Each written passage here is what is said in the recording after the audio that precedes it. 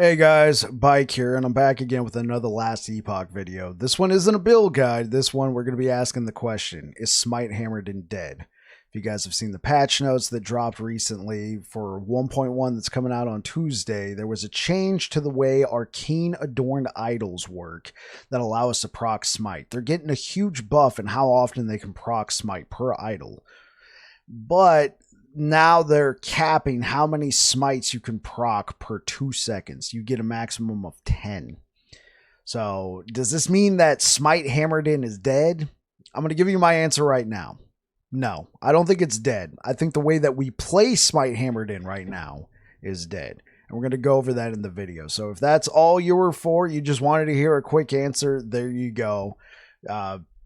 Please leave a like, possibly subscribe. Appreciate you guys clicking on the video and coming out. But we're going to jump into the game right now. Go ahead, look over what I've been cooking up. See you soon.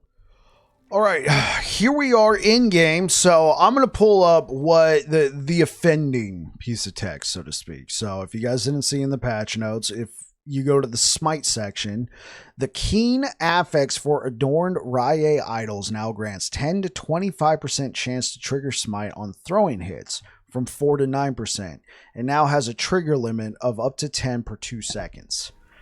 So at first I was thinking, like, why did they make this change? I felt like this was a change that didn't need to be made, but I was watching Perry the Pigs, you know, he was going over all the patch notes, so I just kind of fast forwarded to this section.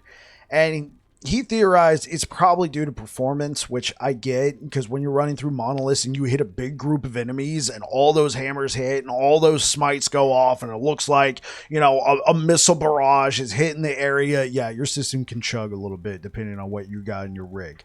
So I can understand that. So as I said in the intro, I don't think Smite Hammered In is dead. I think the way that we play it is dead. And here's how we currently play it. So here we are in my Smite in Ignite Paladin build, right? So I'm trying to proc ignites with the hammers while also doing a lot of damage with the smites and then, you know, letting the ignites do their job if they need to, right? I think builds like this will be fine. We might like try and focus more on dots if we're going to go with throwing attack speed as being like a great way to deliver that as opposed to the smites.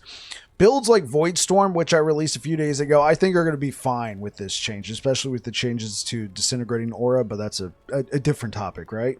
So I think those builds are going to be fine because Smite was just supplemental damage to begin with. All it really did in that build is Smite. We were trying to proc it for a little extra damage and to proc the slows because we converted the Smite from fire to void damage with the Void Knight tree. So I think builds like that will be fine, but builds like your traditional Smite Hammered In builds where all you're trying to do is build up a huge, massive amount of hammers as fast as you can possibly get, then run into a big group of enemies and just let them do their thing.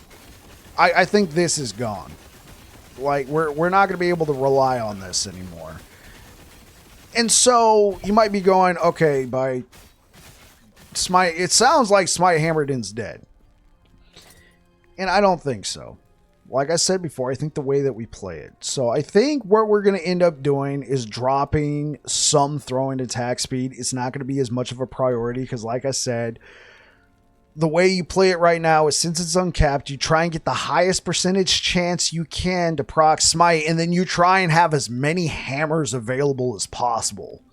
Just to constantly be going because that is literally DPS. Now that it's capped, you're going to want to make each smite be as impactful as possible as you can within those 2 seconds. 10 smites per 2 seconds is still a good amount of smite, but if you're just trying to throw as much at the wall and hit as much as possible and that's what you're going for, yeah, I think that idea is dead.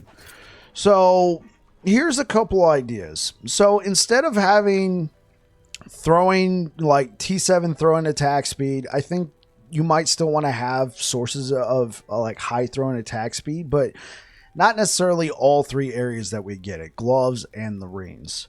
What you might end up doing instead of having 3 T7s, 3 tier 6s, or whatever, you might even just drop one of those rings in favor of more spell damage, more fire damage, more lightning damage, more void damage, whatever you're going for. You might want to put one of those in there. This ring is not the best example. I just typed into my loot, into my stash, spell damage. You throw that on there, bam, we get more spell damage. I also don't think you're going to want to have as many idols, right? So you already saw how many smites I was able to proc with a 30% chance. Let's say you have 2 idols that are at the max, 25% chance to proc smite. That's a 50% chance, and you saw how much I was proccing with the 30%. Now, again, I'm still playing with the old as much throw and attack speed as possible, but a 50% chance to proc smite is still pretty high, even if you're playing with a little less throw and attack speed. So I'm going to drop 2 of these idols right now, and I'm going to bring your attention to these Wrathful idols, right? Normally, we don't use these in Smite Hammered in builds. Why? Because we're trying to proc as much as possible.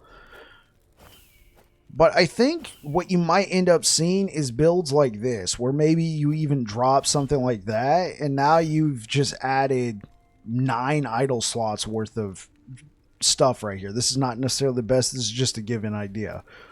Or let's say you're really low on resistance. You can throw something like that in there, or even just fit more health. More health idols you can fit right there.